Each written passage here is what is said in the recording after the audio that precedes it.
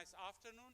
Welcome. I like to say hello to all our participants, also online, also here in our Aula 11, Aula of Defense of Doctorate of John Paul II here at the University of Angelicum. I am Father Innocence from Central Europe, we can say, from Slovakia, and I try at first to give the word to our ambassador, co-organizer of our meeting. Please welcome.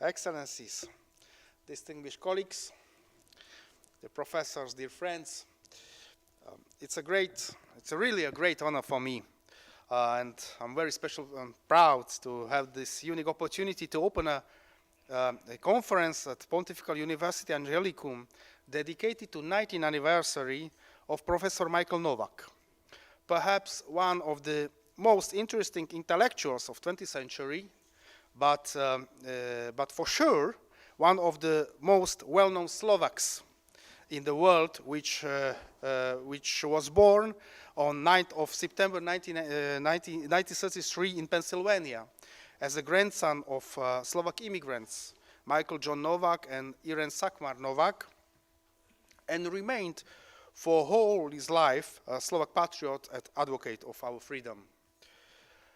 As his official biography says, Professor Michael Novak was an author of more than 50 books published from 1961 until his death in 2017, including one of the most important philosophical and sociological studies of 20th century called The Spirit of Democratic Capitalism, published in 1982, translated and distributed by underground publishers behind the Iron Curtain.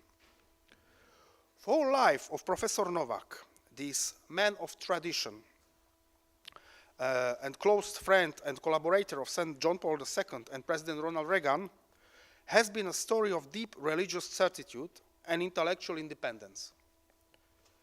His insights into the spiritual foundations of economic and political systems and his articulation of the moral ideals of democratic society have secured his place as an original thinker of the late 20th and early 21st centuries. From 1981, he served as a US ambassador to the Human Rights Commission of the United Nations and was the member of board of Radio Free Europe and Radio Liberty till 1989, when Iron Curtain collapsed. Awarded by highest state award by the presidents of three nations, Slovakia, Czech Republic, and Poland, and I would like to welcome the colleagues ambassadors of Poland and Czech Republic here with us, and also awarded by the Templeton Prize for Progress in Religion, Truman Reagan Medal of Freedom, and Lincoln Literary Award. 40 years ago, when Professor Michael Novak published his study, The Spirit of Democratic Capitalism, was not only Slovakia, at that time invisible on the map of the three European nations, and Europe was divided by Iron Curtain from the north to the south, from the Baltic to the Adriatic Sea. Today, we are a free nation that fulfilled its historical desire for statehood and freedom. It was possible to reach in 1989 by the fall of the Iron Curtain, and in 1993 by Declaration of Independence, also thanks to the people like Professor Michael Novak, or leaders of our political and ecclesiastical representation in exile, as Cardinal Joseph Tomko was, who spent in Rome more than 70 years and served from 1985 as a prefect of Congregation of Evangelization of the Peoples. But it was possible especially thanks to the Slovak Catholic dissidents of underground church in homeland, led by Cardinal Jan Chrysostom Korec as well. 100th anniversary of birth of both these exceptional men, Cardinal Korec and Cardinal Tomko, we will celebrate in January and March next year. So thanks to those unique men and women, We are a free nation now, and I'm proud to commemorate today together with Professor Michael Novak, who passed away on 17th of February 2017 and is buried in Washington, D.C., all of those unique personalities and godfathers of our journey to the freedom and independence. Thank you very much. Thank you. Thank you very much, Marek Lisanski, our ambassador of the Slovak Republic to the Holy See. I am very glad to say welcome to another ambassadors too, from the Polish Republic and also from the Czech Republic. And I'd like to present to you our speakers. Unfortunately, it is every time something what happened. Today it was very difficult to fly, especially from Munich to Rome. So our very good friend, Monsignor Peter Schallenberg, moralist, is not coming. Wrote me this morning that nothing fly from Munich to Rome. So he sent his collaborator, Maximilian, and he will present his paper here. The second one is the autobiography, we can say, and also professor from Molise and also from Gregoriana, Flavio Felice. Thank you very much for your presence. And the third one, I'd like to present the last one, the big, our collaborator for Angelicum, Rocco Buttiglione, now from the Pontifical Academy of Social Sciences. And the third, very near collaborator of Michael Novak, and also a collaborator of a lot of universities in Central Europe, and now here in Angelicum, Professor George Weigel. Thank you very much.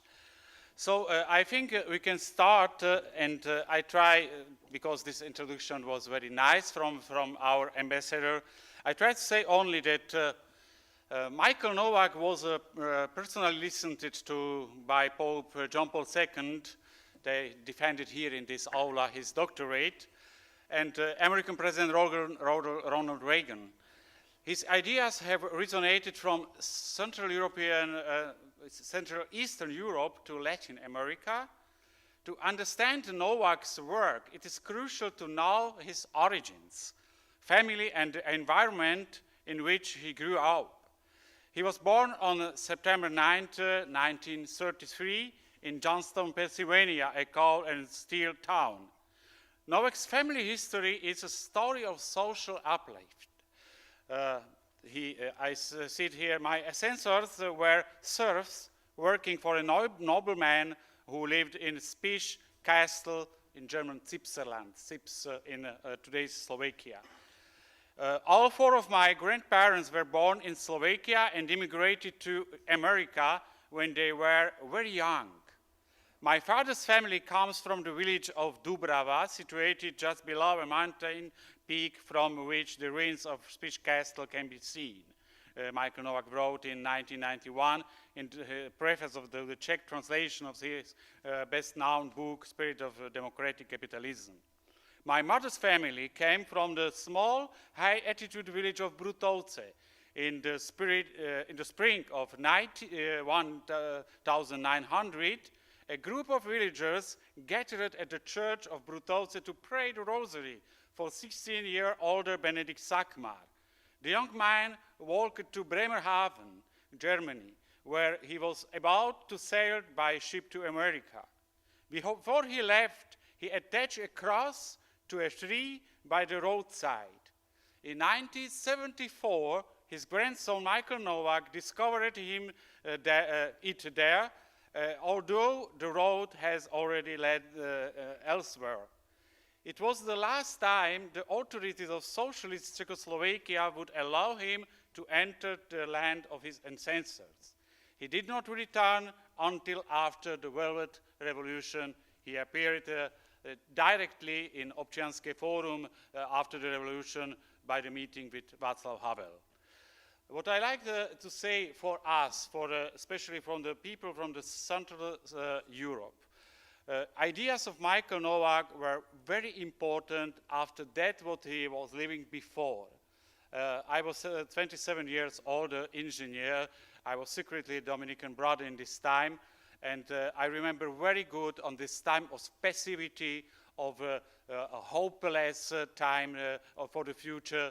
And then the ideas of Michael Novak about ordinary life in freedom and progress in virtue after St. Thomas Aquinas, that was very, very important for us. So I try to invite the first Maximilian, if you are prepared, to say this paper of Professor Schallenberg, please.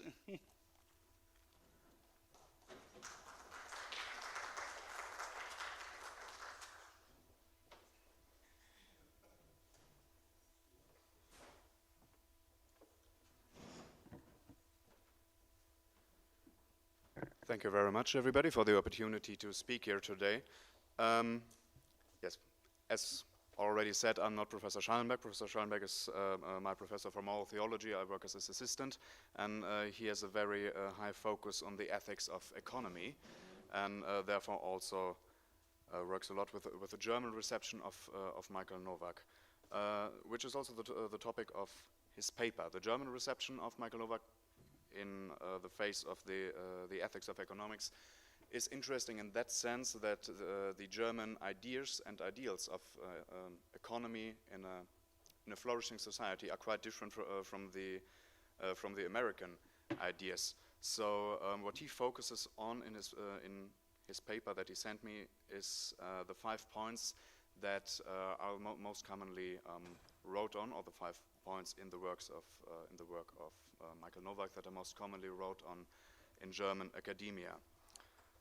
So the first point is the spiritual foundation of capitalism, which also already has been mentioned, his most famous work, The Spirit of Democratic Capitalism, in which he argues that capitalism is not only advantageous in an economic perspective, but also from a moral perspective and in a spiritual perspective. Because the connection between economic freedom, individual responsibility, and human dignity can be manifested mostly in the system of a democratic capitalism. So Novak argues that the democratic capitalism is a system that is suited to sinners. Maybe if we think about capitalism and the etymological roots of the word, we first find the word in the writing of St. Bernardine of Siena, who after the Franciscan Revolution asked the question how it would be nice if everybody would live an ascetic life as a monk and would search holiness in a sense. But if we do that, we have nobody that produces bread and all the stuff that we need to live. So there has to be a possibility to get sanctified, to become holy through the ordinary work.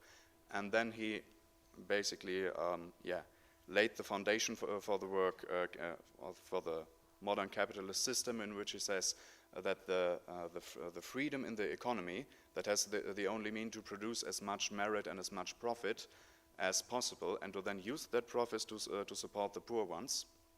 That would be the idea. That would be the founding idea for a social capitalism, or for capitalism with social means. And this is also a foundation that we can find in Novak, that he draws on, and that he then combines with the idea of a democratic capitalism, because it is very difficult to talk about an economic system like capitalism or socialism on its own, because it's never independent but exists within a society, and this society also has a political form, like the form of democracy.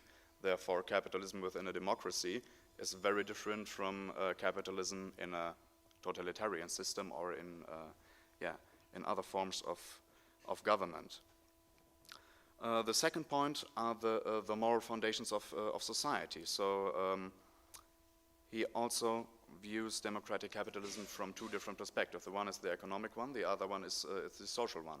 And Novak has a very interesting emphasis of the moral values within the society, where he tries to bring back into the academic discussion the virtues of justice, of solidarity, of subsidiarity, and a cultural ethos that can then be the basis for a just society. Because the capitalism as it was, is not an entity on its own, but is an act that is, or a mode of acting that is run by the society.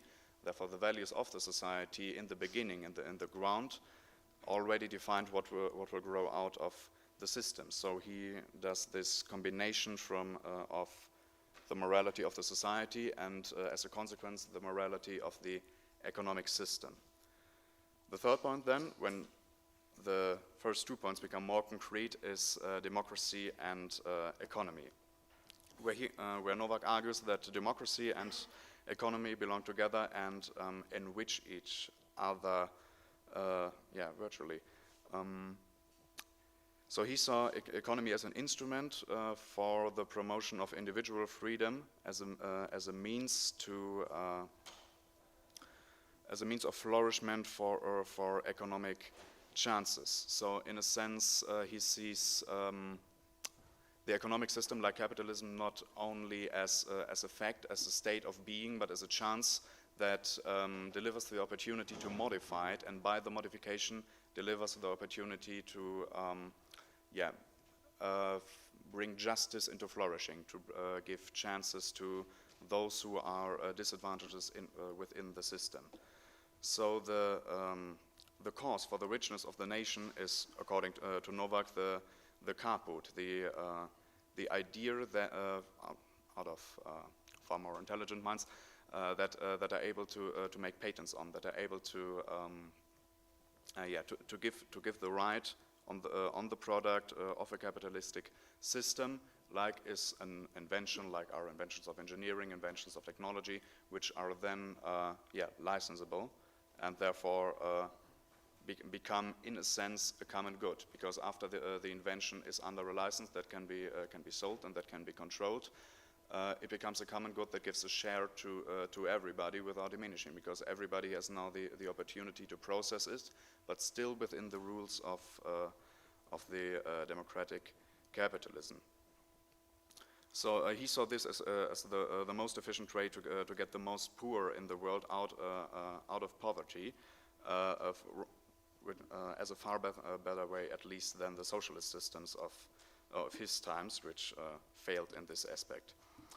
The fourth aspect is the role of the family, because also according to Catholic social teaching, he saw the family as the root and the core of the society. So every phenomenon that we see in the society, every virtue, every moral principles, we see in a smaller form and maybe in a more condensed and distilled form already in the family. So one of his big topics was also the family as a source of values, of solidarity, and of support to other families and of support to society, because the values that are prevalent in a society are already formed within the families that the members of the society grew up. And the fifth point seems a bit separated from the first 4 points, because the first 4 points were topics about society and economy. The fifth point that is also often recited in German academia is his writings on religious freedom, since he was a great defender of religious freedom and the argument that everybody has the right to act out his religion, and that the acting within the religion is a basic human right, which has a vital role for the freedom of the society as a whole. So if we look at the stance of the Catholic Church, for example, of religious freedom, we can see that there is a sort of a thing that seems like a new invention that is actually a developing further of what has already been there. The Second Vatican Council has been, one could say, a bit shy with processing the idea of religious freedom as a human right, and we saw the proceedings of the Second Vatican Council then later in the encyclical Dignitatis Humanae, where we see that ideas that then have not directly been published in a document of the council, as it were. But this is a point that was highly argued, and that Michael Novak was one of the main defenders of, to say that every human being can only be or is free by virtue of his conscience, is free to act out according to his conscience and to act out in a religious way also according to his conscience, which is a point that is also prevalent in Thomas Aquinas in some sense, and then later becomes more prevalent in most famously in the American idea of religious freedom in later John Courtney Murray, who was also a friend of Michael Novak. And so this would be the 5 points. The 4 points on society, on the moral values of society, of capitalism, and of the values behind the capitalist system, which can be all condensed into his work of the idea of a democratic capitalism that is built on the foundation of a just society, of a society that is formed by values, by virtues, which have been fostered in a step before by the families, and then in the end act out into the system of democratic capitalism, in the sense that the merits and the profits of this capitalism is used for the benefits of the poorest of society. 2 minutes, okay. So this may be a bit rude, but the last 2 minutes then I have to spend with another 3 points, which are 3 points of critique from a German perspective to. It's important. Yeah.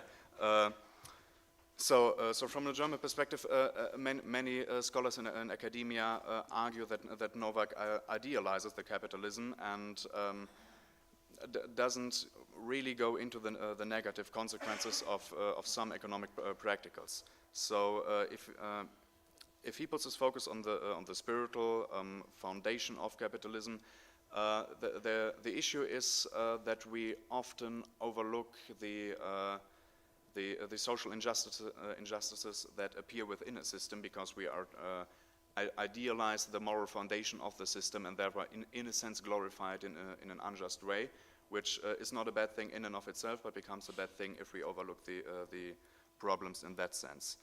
Then also there is a second point of critique, which is the lack of focus on social justice, since Novak draws his idea of virtues within social justice mostly on quadragesimo anno. Well, this isn't really common in German academia, and therefore leads to a lot of confusion. But that is a different point. And finally, since Novak also worked as a diplomat, one of the main points that his critiques in Germany have is his support for the Iraqian war in 2003, which has been judged by the papacy as well by the U.S. bishops, but tremendously supported by Michael Novak. So this is to give a short overview. Last sentence? Yes. Okay. To give a last sentence, the reason why maybe the German perspective on Novak could be an interesting topic to put further research in is that the German idea of capitalism isn't a limitless capitalism that solely produces profit and then is set out by the poor, but is what we call sociale Marktwirtschaft, or the social economy that isn't by name a religious thing, but draws heavily on Leo XIII and Rerum Novarum and the Catholic social teaching, which in a sense has the idea that the capitalist system has to be formed in a way that everybody has for free the possibility to have access to all the goods that he needs in order to survive, or in order to live a dignified life. So one could say in a nutshell, polemically against this German system, that it is socialism up to a degree where everybody has everything that he needs to live and to survive, and after that degree it's free capitalism, and as we know it from the American system, but it's basically the American system set on a foundation, which is why the German scholars often have a different view on the writings of Novak, because that is a point that he in some sense has through his drawings from St. Bernardine and the ideas of a Christian capitalist system, but in other senses doesn't have, because he acts out the idea differently. So this is what I draw out from the paper that was given to me. I hope that it was enlightening and could give a vague outline. Thank you.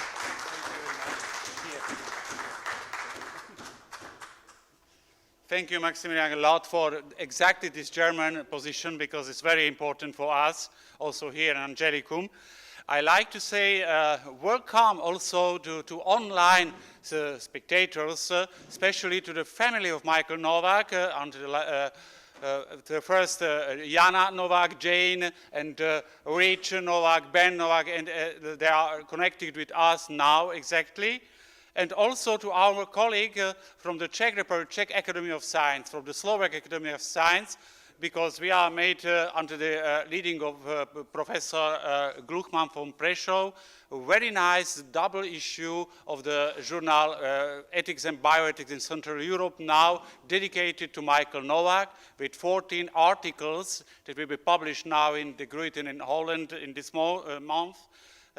About really from Argentinian to Polish to Poland, very nice perspective, because we need to say also that Michael Novak worked a lot also together with Solidarność in Poland. That's very important. If it's possible, ex-senatore Rocco Buttiglione to come here and to say something about his experience with Michael Novak. Please, welcome. Come from this side. Yes.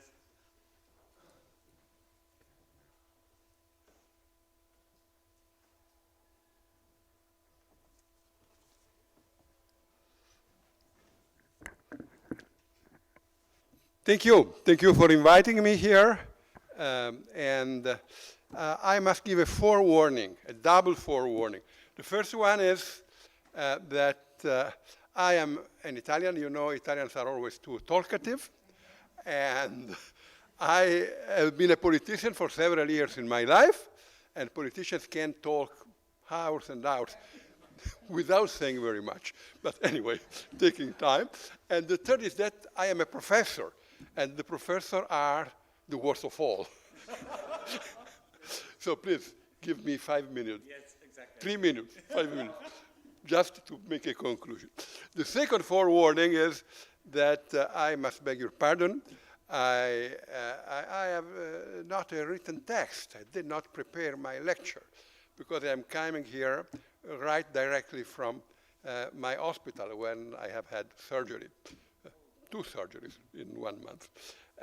But I did not resist the temptation of coming, because there are here some old friends of mine, like Professor Flavio Felice and Professor George Weigel, and I wanted to tell you a few words on Michael Novak as a tribute to our friendship. I met Michael Novak the first time I think it was in Milan, and he gave a lecture on the encyclical Sollicitudo Rei Socialis. And although he was very polite, as always, especially talking about an encyclical, it was not difficult to understand that it was not very much in agreement with it. And he made a sharp criticism. And I, of course, I defended Sollicitudo Rei Socialis. So our first encounter was a clash. Then I came back home, and I talked about this encounter with St. John Paul II, complaining about this American who comes here and pretends to tell us what we have, to tell the church what the church should do, and so forth. It is characteristic of the character of John Paul II, his reaction. He said, who knows, maybe he might be true, at least to a certain extent. Read something more of him. And so I started reading Michael Novak some years later. And he had said that John Paul II had not understood the United States. I told them to John Paul II, and he said, well, who knows? It might be true. And later they met, and it was a great, I think it was a great spiritual experience and cultural experience too. And when John Paul II died, Michael wrote that he was the first pope who had really understood the United States. I say this in order to encourage my friends. I know that some are not in agreement with Pope Francis or with every word that Pope Francis says. Dialogue. The Pope needs dialogue. John Paul II wanted to have dialogue with the Americans. And in the end, many Americans found a way to his dining room, among them George here. They were all three together, George, Richard John Newhouse, and Michael Novak. We need dialogue. In dialogue, we learn from one another. Don't give sharp judgments without having listened. Michael Novak didn't. Well, he gave some sharp judgments, but then he came and listened. There was an exchange, and it was good for both. This is the second point that I wanted to make. The first point. The second point are a few words on the relevance of Michael Novak for Christian social doctrine. I think there are mainly 3 points. Christian social doctrine has always recognized the importance of private property of production goods. And since the beginning of Christian social doctrine, since Leo XIII, there is a strong defense of this human right. Nevertheless, I think only of late there was a real understanding of the importance of the entrepreneur, of the social figure of the entrepreneur. The entrepreneur is the man, and this has led also to an understanding of value theory. What is the origin of value? Karl Marx and also Adam Smith were convinced that the origin of value is human labor. Michael Novak, well, I should quote also Israel Kirzner.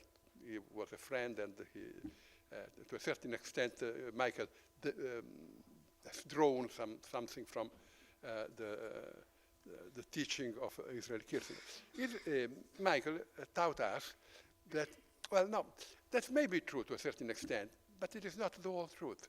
One fundamental source of value is in the eye of the entrepreneur. The entrepreneur sees the possible production combinations, how some raw materials, some manufactured goods, human labor can be brought together in order to produce something that responds to some human needs in such a way that people will be ready to pay a price for it. He sees. And without this activity of the entrepreneur, the production of value is hampered, or there is no production of value. And the second virtue of the entrepreneur is that he does not only see, he takes the risk. He's intelligent, he sees, but he has a heart. He takes the risk because it is possible that the product will be bought, and it is also possible that the combination of productive factors that he has envisaged will not work. You need a strong heart to take the risk. That's not all. He needs to be not only the leader of a society, a commercial society, he needs also to be a leader of men. He must organize a community of men, to put men to work together, and to be able to help them to express their creativity. Creativity is the basis of a flourishing economy, but the most creative entrepreneur is not the most intelligent.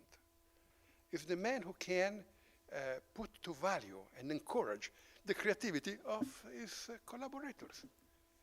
No man alone is as good as an entrepreneur as a community. Well, this vision of the function of the entrepreneur you will find in Centesimus Annus. You won't find it before. And I think that to a certain extent, the work of Michael has prepared Centesimus Annus. Well, here, Mr. Ambassador, he met, ideally, they never met, but ideally, he met with the work of a great Polish philosopher who was also a friend of mine, Józef Tischner. The reflections of Józef Tischner on human labor, on solidarity, go in the same direction, coming from completely different sources, but they ran in the same direction as this point made by Michael. And well, I think this is something new. You don't find it before, not even in the sociale Marktwirtschaft. Although he might say, now and then there are some forewarnings. The second point is the role of the market. There is no social planification office, economic planification office, that is as efficient in detecting the needs of the people as the market. And the market is an institution of freedom. Many people have always been ready among the scholars of Christian social doctrine to recognize the positive function of the market. But there is also a kind of a way of an arrière-pensée. It is good because it works, but it is morally evil, or at least not appropriate. On the contrary, the market is an institution of freedom, and at the basis of the market stands the contract. That is the encounter of two free wills who want the same. I want your bottle, and you want the money I pay for your bottle. And we agree in willing the same. So you have a cooperation of different human subjects, a cooperation in freedom. What is the alternative? The alternative is a common economy. I take your bottle and I give you the price that I decide. That is not quite slavery, but verges on slavery. So this is another merit of Michael Novak. He has introduced this in the current discussion of Christian social doctrine. The third point is the dangers of statalism. I don't think that Michael was against redistribution, not at all. He thought that wealthy men should redistribute through communities, in many different forms. He only gave us an important warning that should not be forgotten. Is the state the only subject of the redistribution of wealth in society? Better not. Because usually when the state redistributes a large amount of the social income, it is very likely that it will make a bad use of it. It will use it in order to promote his friends and to punish his opponents. He will not be very efficient in doing that. If you run a charity in which there is your money and your time, you are and you have also some money of the state, it is likely that it will be better run. So beware. Statalism is not the only possible way of redistributing wealth, and it is not the best. Of course, you must consider different situations. In different situations demand different means of action, but nevertheless, in general, you should always consider that state redistribution is not always the best form of redistribution. This brings him to enter into a dialogue with those scholars who have pointed out the role of civil society. There is not only the market and the state, there is civil society. And if civil society takes an active role, it will be better for all. The more the civil society takes an active role, the better it will be for all. Of course, in order to have this role, civil society must be educated. It is not easy that a civil society that has been educated to statalism all of a sudden will learn to to take an active role in creating a welfare society, not a welfare state, but a welfare society.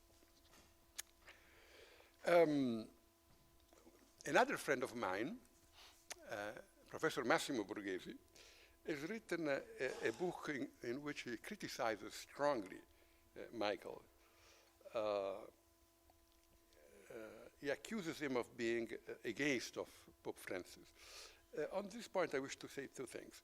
The first one, is Michael Novak unilateral? Of course he is. Michael Novak is unilateral. Everybody of us is unilateral. One other merit of Michael was that he has made a Catholic thinker mainstream in the United States. Once in the United States, you could be an intellectual leader of the Catholic community, but an intellectual leader of the Catholic community would not have been recognized as an intellectual leader of the country. Catholics were somehow un-American. Michael succeeded in making Catholics 110% Americans. And that was important. It is an important element in the creation of a civilization. I don't know whether it has been continued, but this exceeds the limits of our intentions today. And in doing this, of course he was unilateral.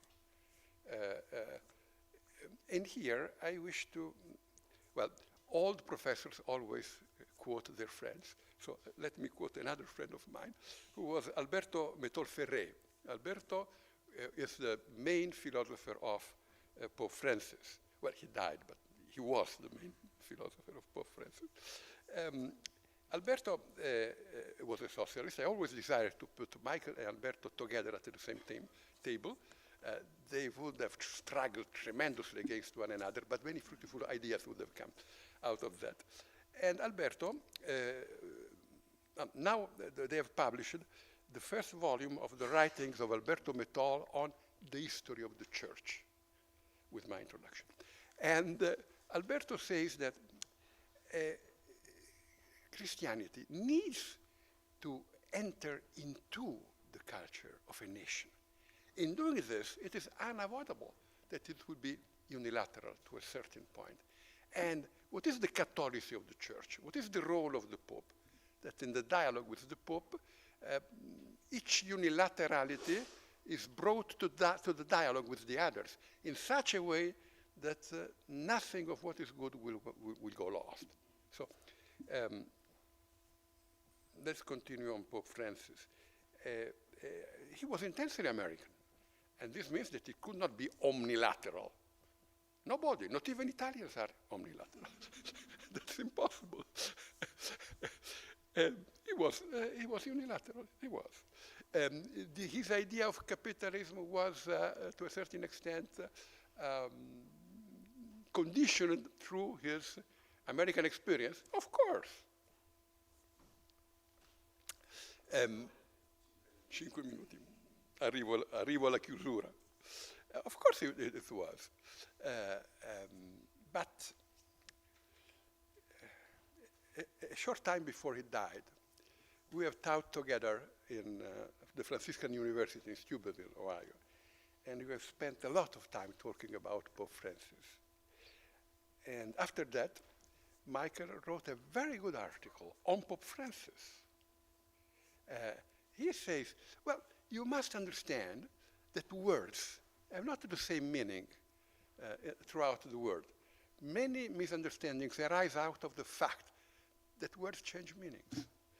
When you say capitalism in the United States, well, not in all of the United States, but in a large part of the United States, what people think is the first self-made man, one who, through a lot of work, some good ideas, courage, vision, and also a bit or more than a bit of luck, succeeded in creating a great enterprise, a great company.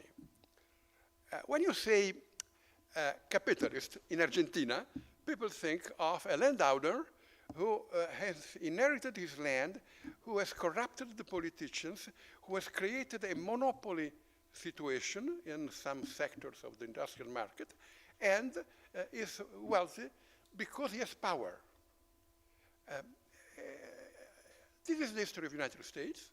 In the United States, you, at least in certain moments of their history, you have had a tremendous growth of self-made men.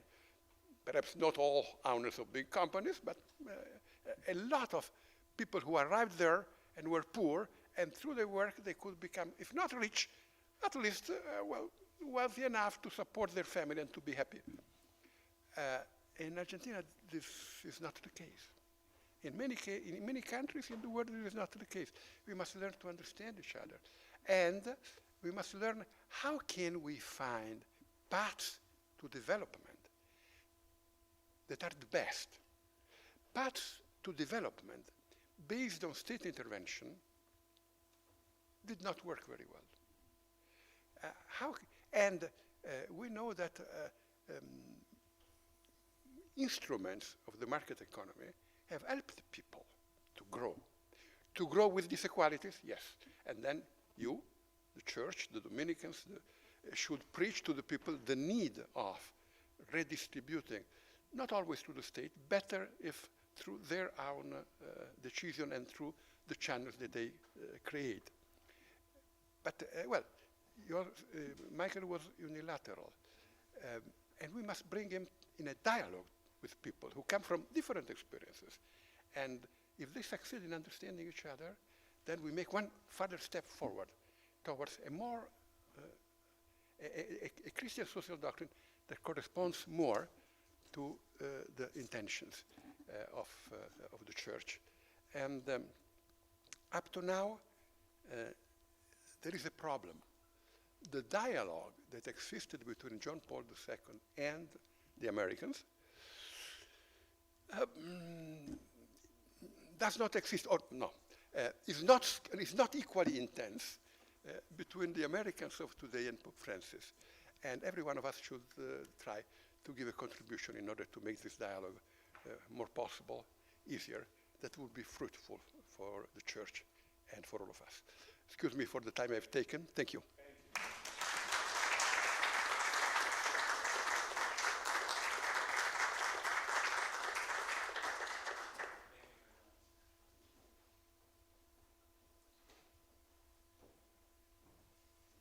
So I don't know why, but I think this is really very salvific and prophetic message for what you said now.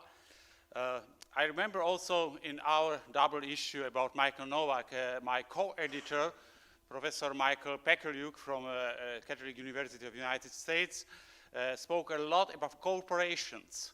That for Michael Novak, that was from the United States point of view very important to have corporations. But for example, the professors of South America were completely against. They said that corporation cannot work really in this territorium. That's what you said also now. Thank you very much. And the third one, I invite Professor Flavio Felice, autobiography of Michael Novak, and autobiography he wrote 2 years ago, a very nice book about him. Thank you very much, and please, here is the floor. Thank you very much. Good afternoon to each and everyone. Thanks to all organizers of this our colloquium, dedicated to our common friend, and in my case also it was a mentor. A very special greeting to Michael's family members who are connected. Thanks to Professor Innocence Stanislaw, who thought up this meeting and had the perseverance to carry it out. I don't think it was an easy operation. It is my pleasure and honor to be able to speak on this occasion alongside friends and eminent figures of Italian, European, and American culture, with whom I shared a very meaningful moment together with Michael Novak. I would like to introduce this very short speech by saying that I will recall how I met Michael Novak. and then identify three aspects of his thought that I believe represent Novak's great contribution to social sciences, his legacy to the social sciences. Back in 1992, when I started working on my thesis, Social Ethics and Entrepreneurship in the Thought of Michael Novak, I've never imagined I would come across an author whose idea would profoundly change the way I thought about political, economic, and cultural processes. One day, the same year, my life changed.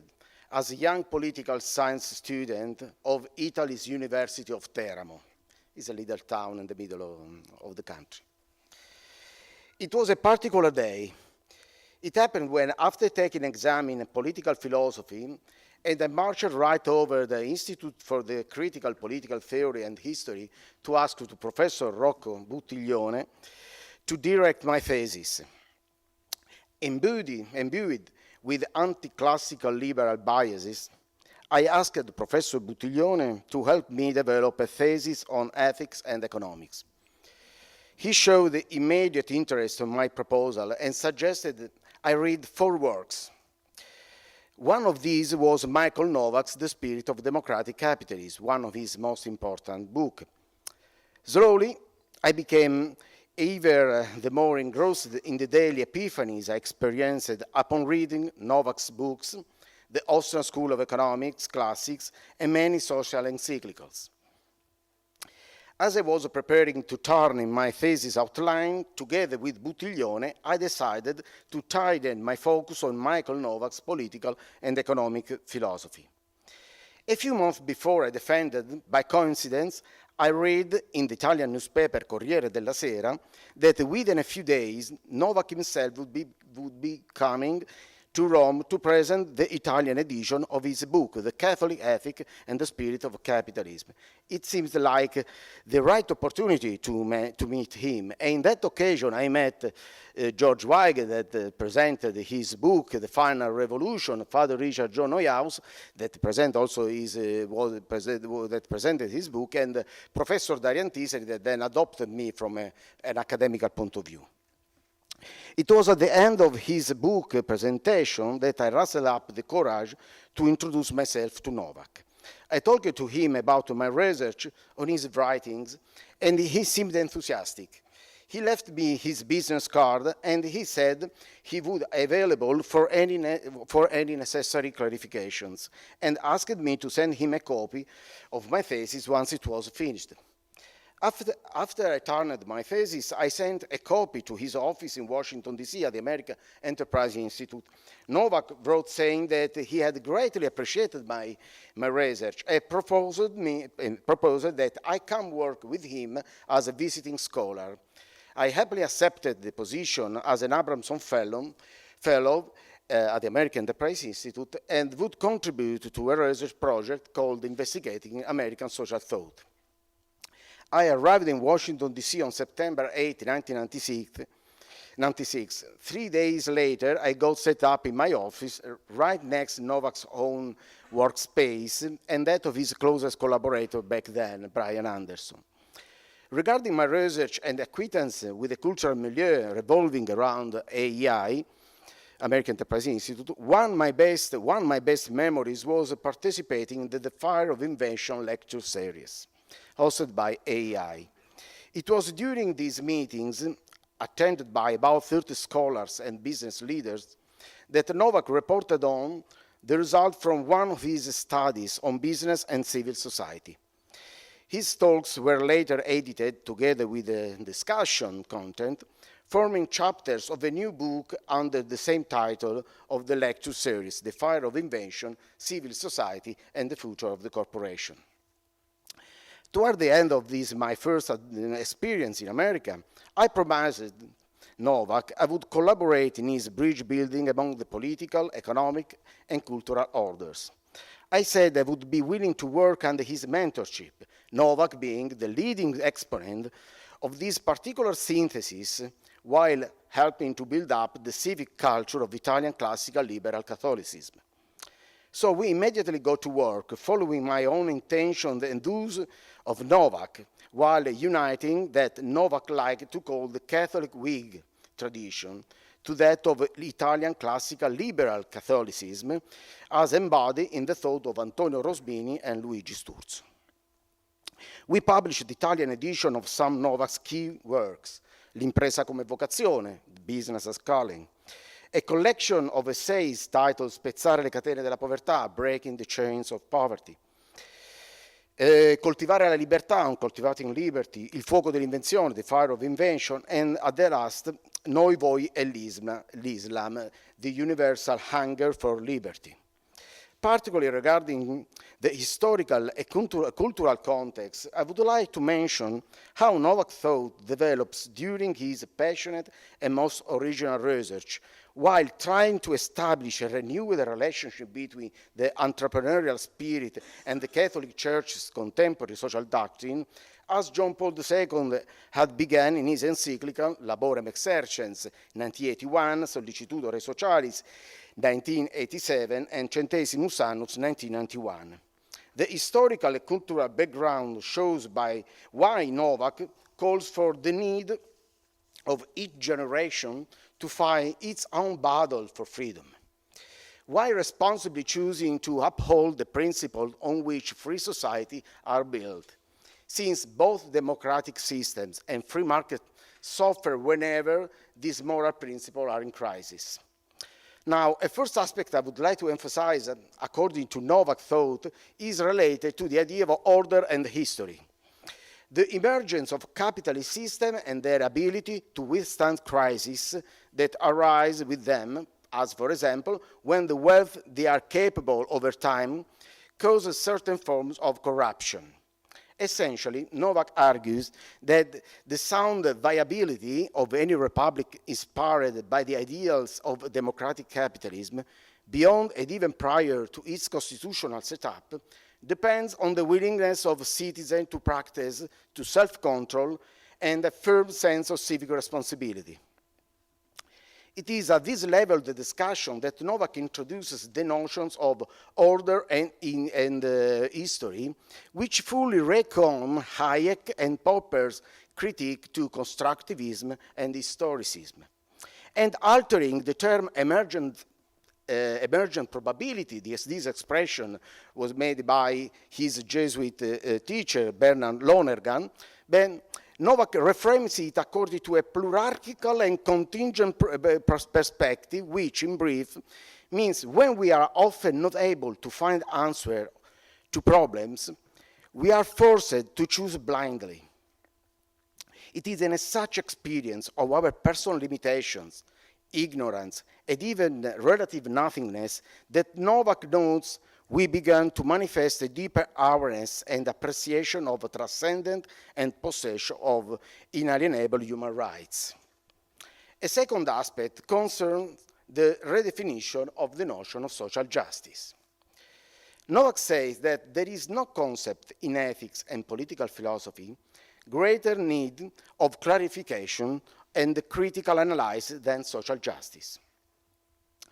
Indeed, a cornerstone in Novak's 40-plus years research in his scholarly reflection on the notion of social justice. He intended to free social justice from an ideological pitfalls as well as from organicist and neo-corporatist entanglements. Therefore, Novak attempted a redefined social justice based on 4 criteria. First, it must be consistent with the tradition of the Catholic Church's social teaching. Second, it must incorporate the main tenets of democracy and liberalism, for example, the principle of representation and the rule of law. Third, it must withstand the criticism while considering it logically incoherent, Friedrich August von Hayek.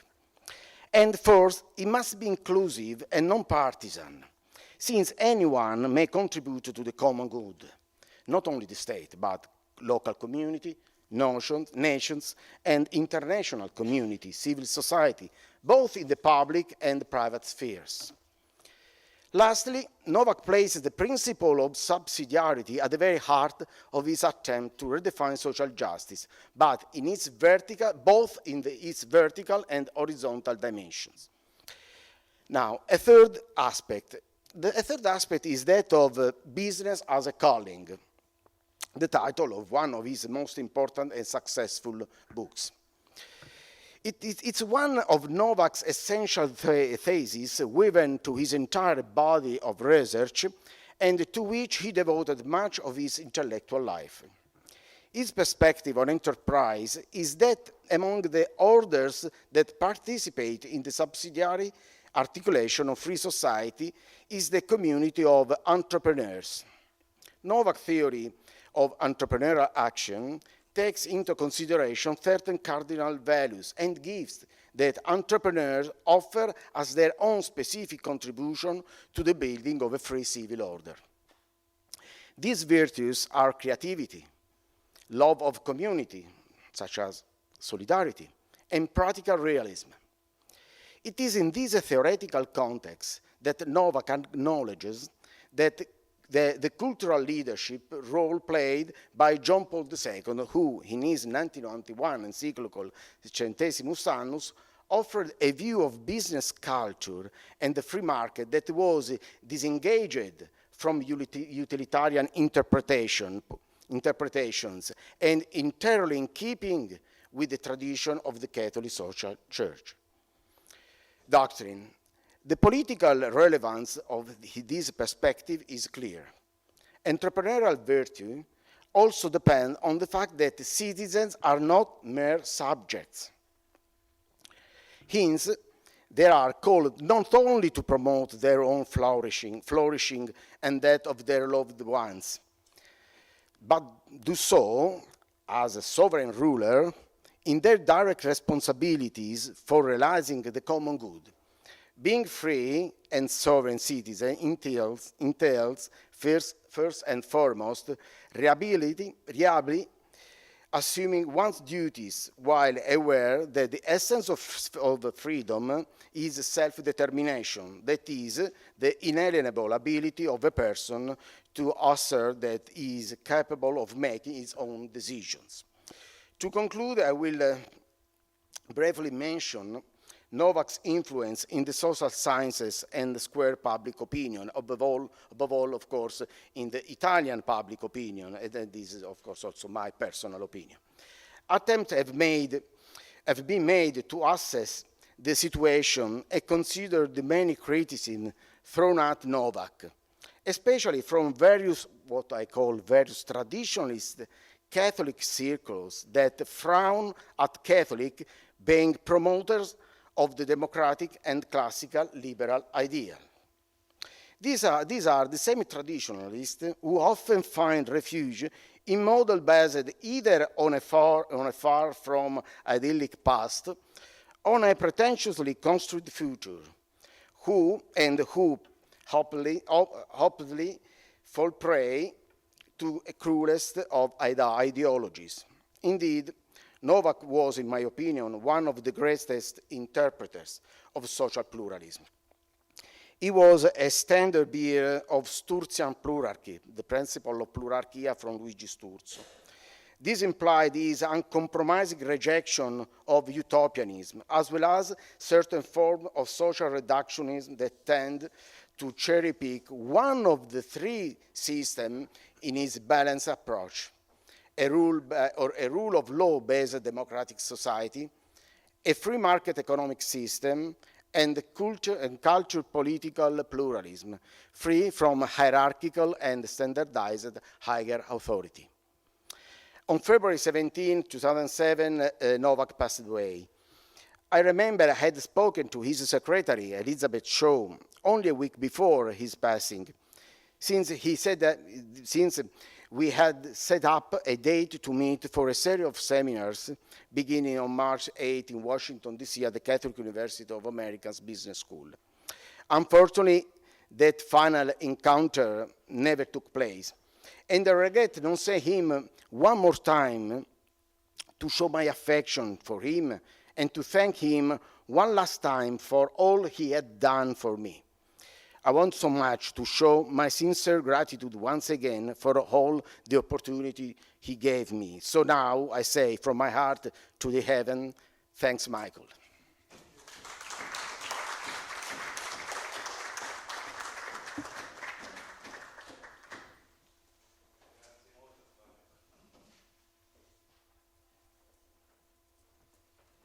Thank you very much, Professor Flavio Felice, for this very nice contribution.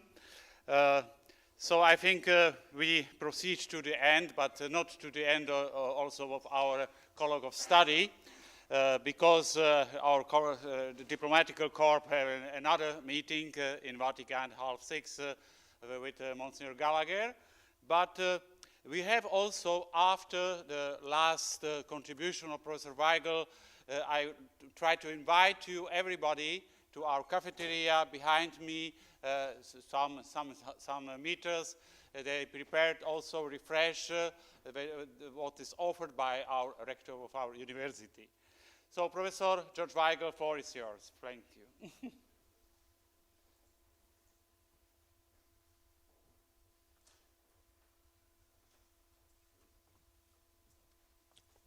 Thank you, Father, and good afternoon, everyone. It's very good to see old friends again, and to greet Jana and Ben and Richard on the live stream. Michael Novak loved the Catholic Church, and he loved the United States, and he loved Slovakia passionately. When he died, both the Church and those two nations lost one of their most imaginative and accomplished sons, a groundbreaking theorist in philosophy, social ethics, religious studies, which we have not touched on today, ethnic studies, which we have also not touched on today, and economics. A brilliant teacher, a winsome journalist and apologist, a great defender of freedom as both ambassador and polemicist, a man of striking energy and creativity, some of whose books will be read for a very long time to come and in many languages. In pondering what I might offer this colloquium, however, my thoughts turn not to Michael's scholarly and literary accomplishments, which others have rightly celebrated here, but to various adventures we shared. Some of them may shed light on aspects of his character that might have escaped the attention of his admirers, as they certainly escaped the attention of his detractors. Shortly after The Spirit of Democratic Capitalism was published, I arranged for Michael to address a dinner meeting of the 20 top executives of what was then the largest bank in the state of Washington, Seattle First National Bank, in the days when Seattle had not become a contestant for the most politically correct and woke city on planet Earth.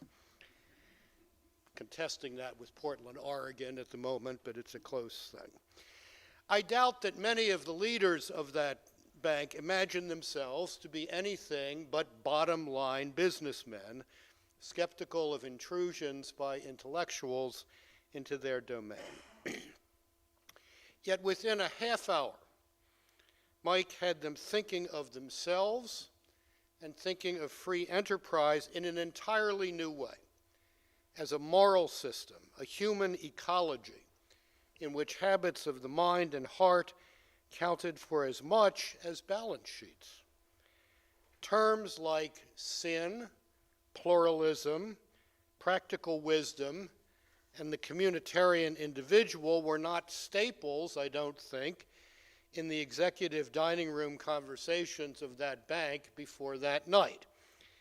But over the course of 3 hours, I saw Michael Novak make men of financial and economic power think, and think of themselves as called to a noble vocation, subject, like all other vocations, to temptations, and very much in need of redemption.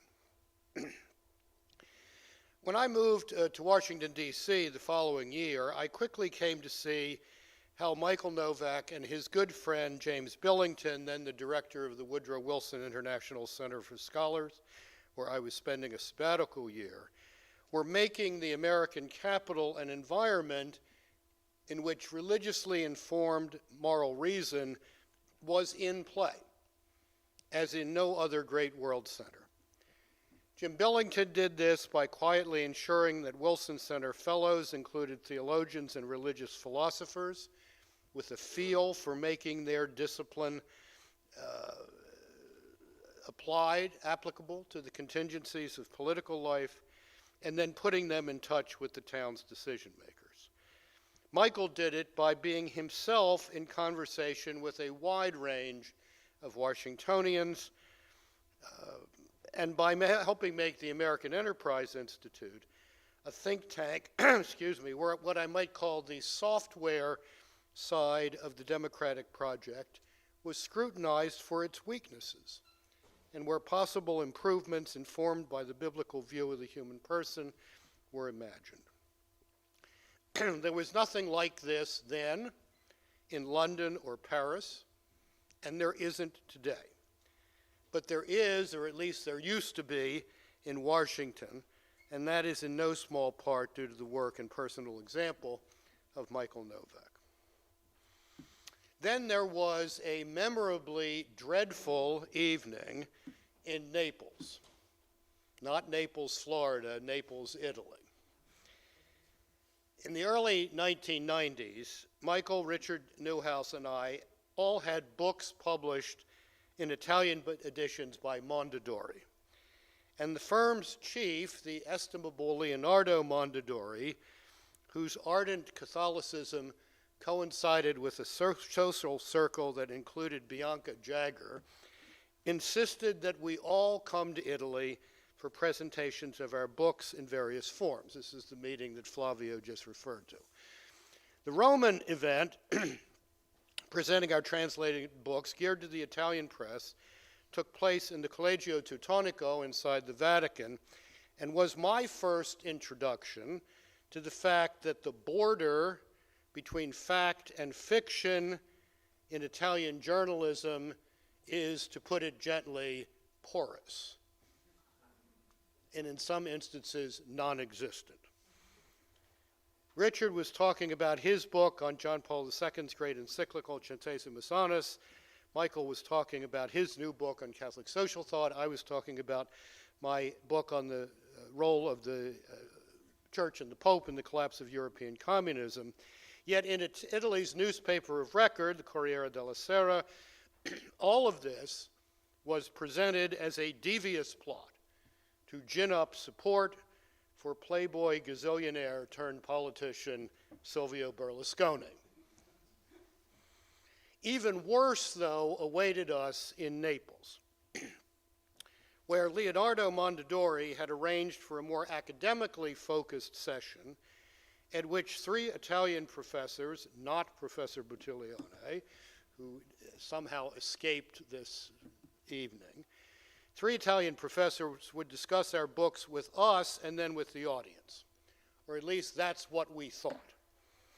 The event was held in a restored monastery in the hills above the city, but despite that altitude, the room was infernally hot, and the Italian colleagues were infernally long-winded. An hour and a half into the program, 90 minutes into the program, neither Michael nor Richard nor I had said a word. And Richard's patience was wearing thin. When the Italian professors finally quieted down, Richard began by saying that given the hour and the temperature, he would follow the Lord's injunction to be merciful as your heavenly Father is merciful, and limit his remarks to 5 minutes. I followed suit. But Michael, sensing that something more was expected of us, saved the evening by talking with great clarity and precision in Italian about the contributions that John Paul II had made to Catholic social doctrine, explained how these contributions ought to be of interest to even the most anti-clerical Italians. It was an extraordinary performance, and a lesson in patience and perseverance that I have tried to follow in the years since. Then there was another dimension of Michael that has gotten absolutely no attention here today, and that is Michael Novak, sports fan. I have watched innumerable hours of games with a vast number of people over the past 6.5 decades on site and on television. But I have never met anyone, anywhere, who got such intense pleasure out of sports as Michael Novak. And not intense in the sense of clenched jaw, scowl, but intense as in sheer pleasure, as if you're participating in some prolepsis of the kingdom. Michael being Michael, that passion for our games overflowed into his writing, including the book, The Joy of Sports. It was a book replete with insights that could only come from a passionate fan who had played the games himself and then thought seriously about them. As some of you know, baseball has no clock. There's no clock. That freedom from clock time, Michael wrote, was a signal of transcendence, as well as baseball's unique combination of individual achievement and team play embodied a notion that has been cited here many times before, the communitarian individual. Only Michael Novak, who could have described American football as, quote, the liturgy of the bureaucratic state.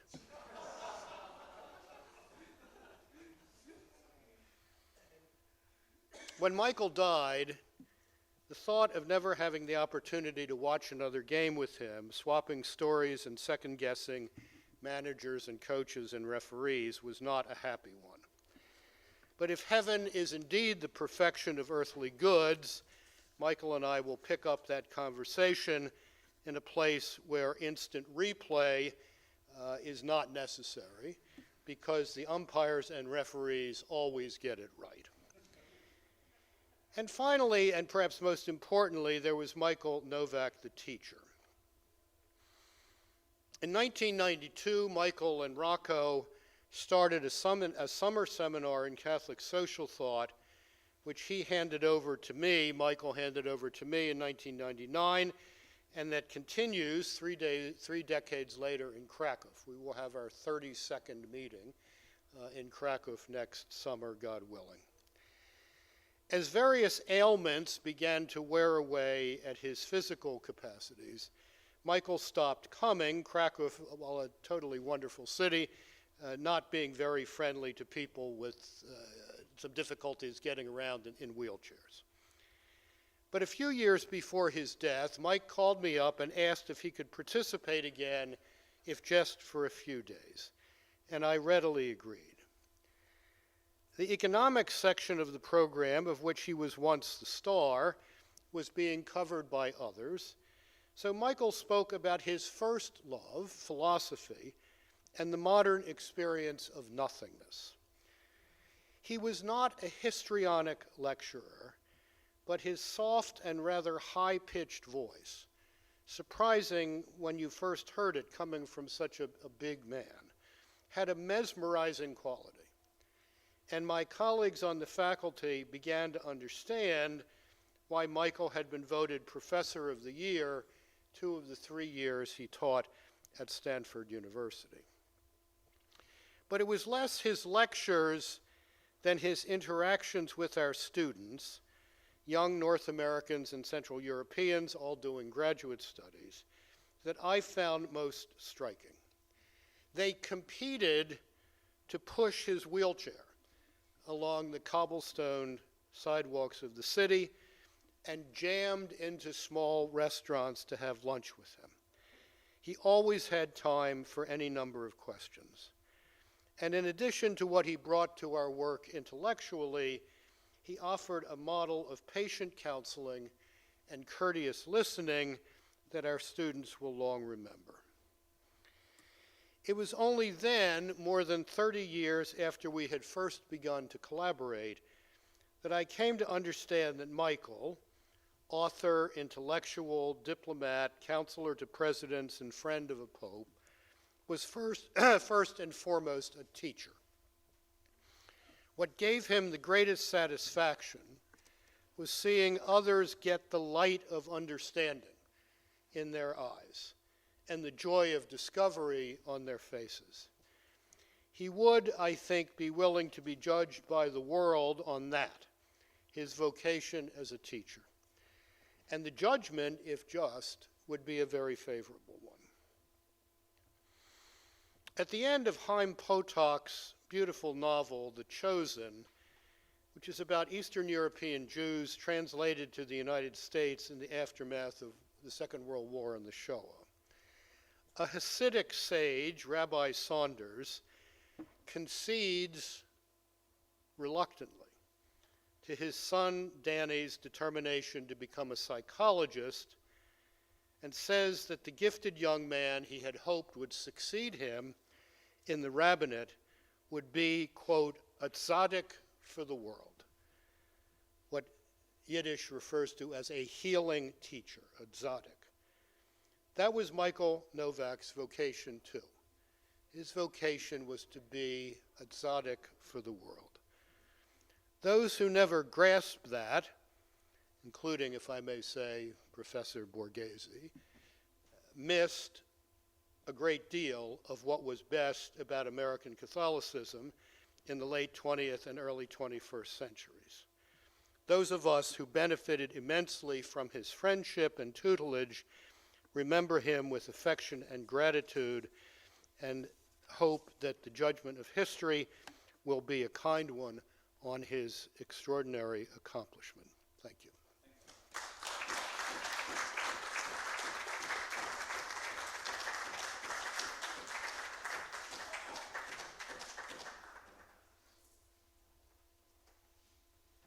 Thank you very much, Professor Weigel.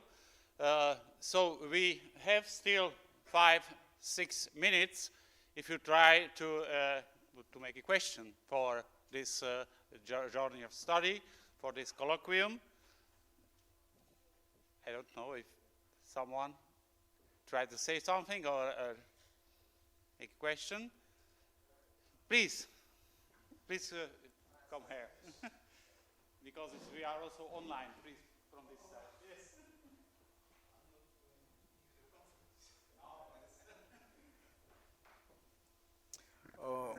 I want to say thank you to the professors and presentators about the great figure of Michael Novak. And one thing I would like to say and to know eventually is where Michael Novak finds all the sources, inspirations to write and also to publish all the knowledge regarding moral theology and ethical, economic aspect of his own discourse. And I don't see any presenter mentioning the role of the aggiornamento of Council Vatican II. So I would like to know what is the impact of the Vatican II on the work of the Michael Novak. Thank you so much. Yes.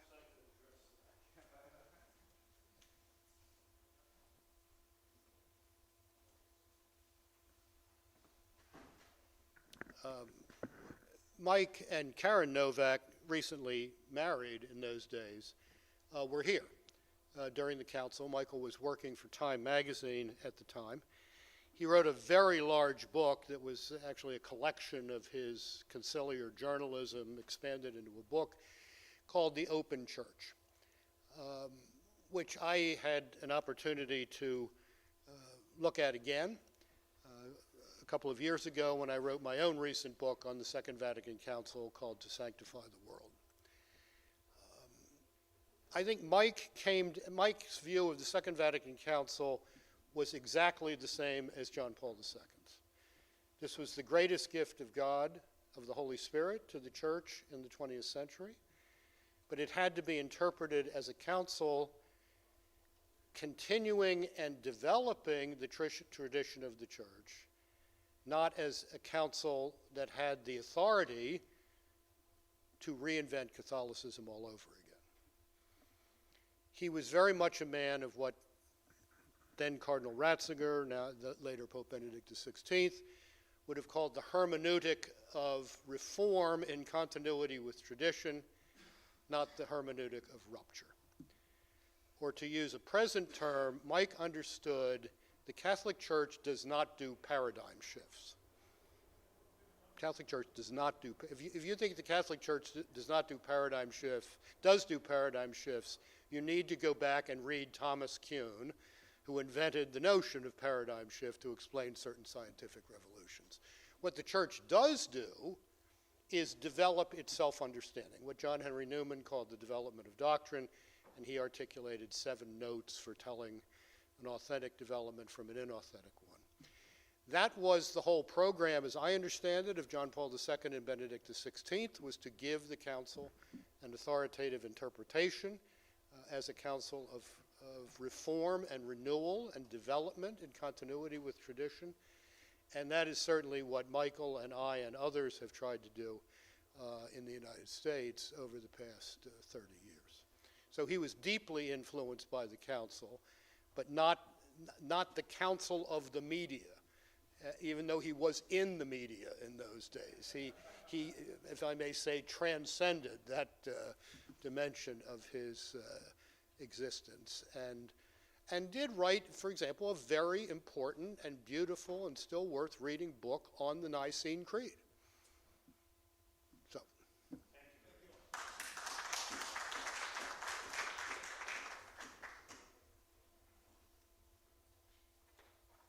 So I think that time is full. Oh, please go. Only to say what my note is about this colloque. I try to ask all our relators to make me also publish a paper about the ideas that he said here, that they said here, because we try also to publish this colloque. We have a opportunity to publish that in a very, very important publish house. I made also a questionnaire about another professor. They like to come with us, and I received some another papers too. We have a deadline for the abstract in the December 15, and so I will ask everybody to also to make these ideas, these very important ideas, also in paper form, to have also something after. You know, we have a new generation also in Slovakia. If I ask who is Michael Novak, they said, no, nobody knows today. So we need also to bring these ideas, this very nice freedom and progress a little bit forward. Thank you. Please. Thank you. Yeah. Maybe just a quick comment and a question for George, I think, who knew him best as an American.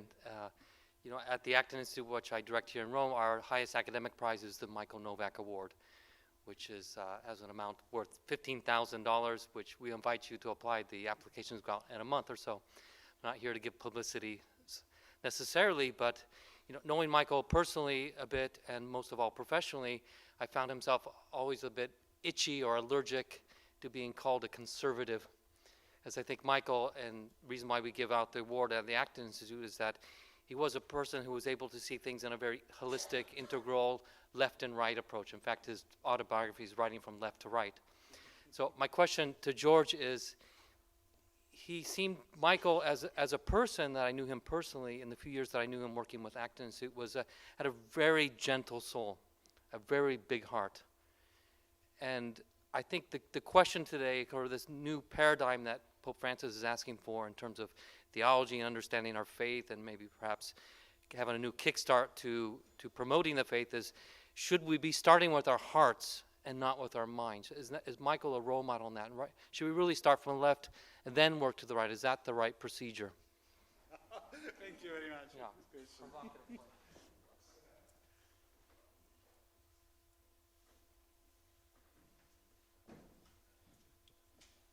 Thank you, Michael. I'm immediately reminded of Winston Churchill's comment that a man who is not a socialist at age 20 has no heart, and the man who is not a capitalist at age 30 has no brain. So there we are. This is one of the great misunderstandings that I think is unfortunately still around, which is that Michael and Richard and I were uncritical apologists for the United States. Richard's last book was entitled American Babylon. We all knew that none of us has here any abiding home. We were, and I am, men of the Bible.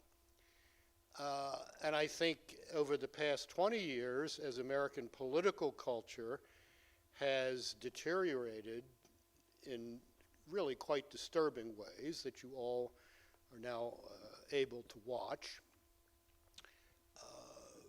the three of us became much more critical, much more intensely focused on the roots of these problems that manifested themselves as intolerance, inability to dialogue, hyper-partisanship, politics as performance art rather than actual legislative and executive achievement.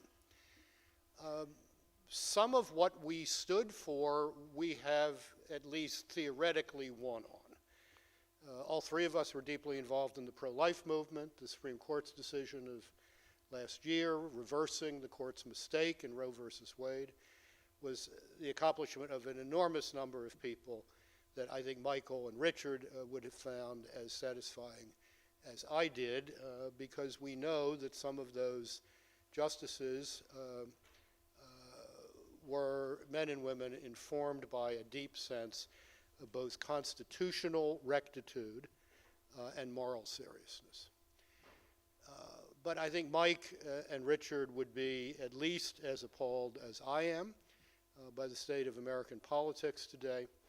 And we would continue, they would continue, as I try to continue, to dig into the roots of that, which fundamentally go back, don't need to tell Professor Buttiglione this, to what John Paul II wrote to Henri de Lubac in 1969 and 1967. The fundamental problem in late modernity is the idea of the human person. And when you get that wrong, you get everything else wrong. And that is what we've been trying to work on in the United States, even if that isn't always appreciated as such in other environments. Thank you very much. So finally, I announce that this colloquy is finished now. Everybody is invited to the refreshment behind in the cafeteria. I thank you for your presence. Thank you very much.